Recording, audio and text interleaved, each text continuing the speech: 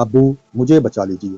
Phone کی دوسری طرف میری 10 سالہ بیٹی مریم کی کانپتی ہوئی آواز سنائی دی، اور پھر اچانک ایک چیخ ابھری۔ اگلے ہی لمحے کسی نے اس کا منہ دبا دیا، کال کٹ گئی، میرے ہاتھ سے موبائل تقریباً گر گیا، میرا پورا جسم کانپ رہا تھا۔ 10 سیکنڈ بعد ایک میسج آیا: اگر اپنی بیٹی کو زندہ دیکھنا چاہتے ہو تو پولیس کے پاس مت جائیں۔ میرے قدموں تلے سے زمین نکل گئی۔ مریم میری واحد اولاد تھی، میں اسے کھو نہیں سکتا تھا، لیکن مجھے یہ معلوم نہیں تھا کہ اس رات میرا سامنا صرف اغوا کاروں سے نہیں بلکہ اپنی ماضی کے گناہوں سے بھی ہونے والا تھا۔ السلام علیکم پیارے ناظرین، میرا نام آصف ہے۔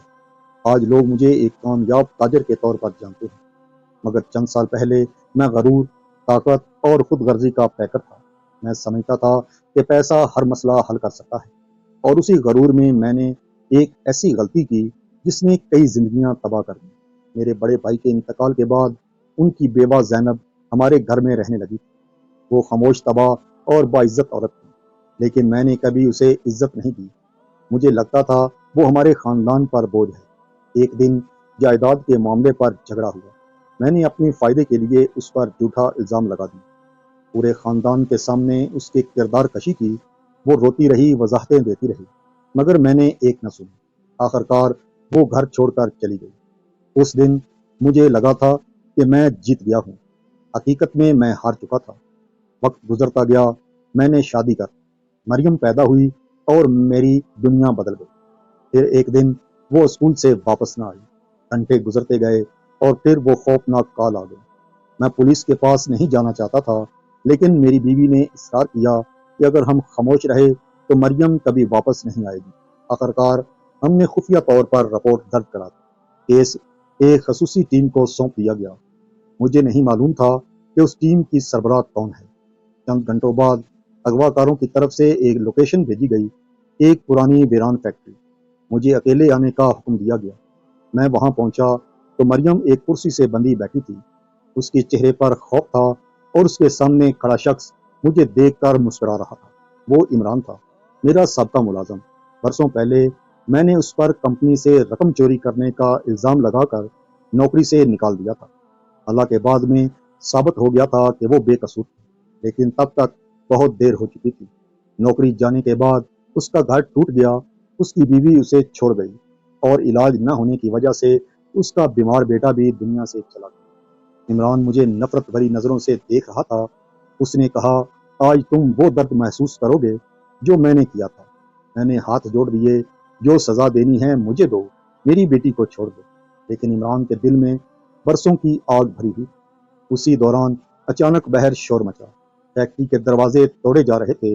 عمران گھبرا گیا کہ تم نے پولیس کو بلایا ہے۔ میں نے نفی میں سر ہلایا۔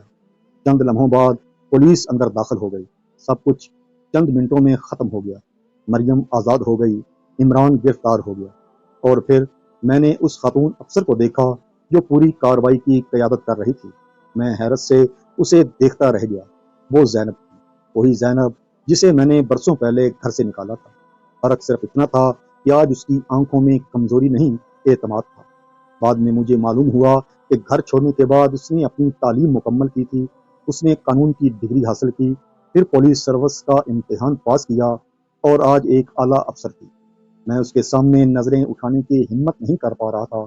میں نے آہستہ سے کہا: تم نے میری بیٹی کو بچا لیا۔ زینب نے مریم کی طرف دیکھا، پھر بولی: میں نے ایک بے گناہ بچی کو بچایا ہے۔ اس کے الفاظ میرے دل پر ہتھوڑے کی طرح لگے۔ میں نے کانپتی آواز میں کہا: کیا تم مجھے معاف کر سکتی ہو؟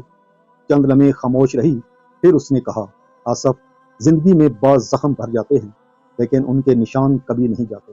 میں خاموش ہو گیا، کیونکہ میرے پاس کوئی جواب نہیں تھا۔ اس رات جب میں مریم کو سینے سے لگا کر بیٹھا تھا تو پہلی بار مجھے احساس ہوا کہ ظلم صرف کسی کا حق چھیننے کا نام نہیں، کسی بے گناہ کی عزت چھیننا بھی ظلم ہے، کسی کمزور کو بے بس کر دینا بھی ظلم ہے، اور ہر ظلم کا حساب ایک دن ضرور ہوتا ہے۔ شاید اس لیے کہا جاتا ہے کہ انسان اپنے گناہوں سے بھاگ سکتا ہے، لیکن اس کے نتائج سے نہیں۔ آج برسوں بعد بھی جب میں اپنی بیٹی کو ہنستا کھیلتا دیکھتا ہوں تو مجھے زینب کی وہ بات یاد آتی ہے: زخم بھر جاتے ہیں مگر نشان باقی رہتے ہیں۔ اور یہی میری زندگی کا سب سے بڑا سبق بن چکا ہے کہ کسی کمزور، مجبور یا بے سہارا انسان کے ساتھ کبھی ظلم نہ کریں۔ وقت بدلتے دیر نہیں لگتی۔ آج جسے آپ حقیر سمجھتے ہیں، کل وہی آپ سے کہیں زیادہ مضبوط مقام پر کھڑا ہو سکتا ہے۔ انسان کی اصل طاقت اس کے عہدے یا دولت میں نہیں، بلکہ اس کے کردار میں ہوتی ہے۔ اگر آپ میری جگہ ہوتے تو کیا کرتے؟ کیا آپ زینب کی طرح معاف کر دیتے یا ماضی کا حساب لیتے؟ اپنی رائے کمنٹ میں ضرور بتائیں۔ اگر آپ کو یہ کہانی پسند آئی ہے تو اسے اپنے پیاروں کے ساتھ شیئر کریں، اور ایسی ہی سبق آموز ویڈیوز کے لیے ہمارے چینل کو سبسکرائب کر کے بیل آئیکن کو ضرور دبائیں تاکہ آپ کوئی بھی نئی ویڈیو مس نہ کریں۔ اگلی ویڈیو تک کے لیے اپنے میزبان کو اجازت دیں۔ اللہ حافظ۔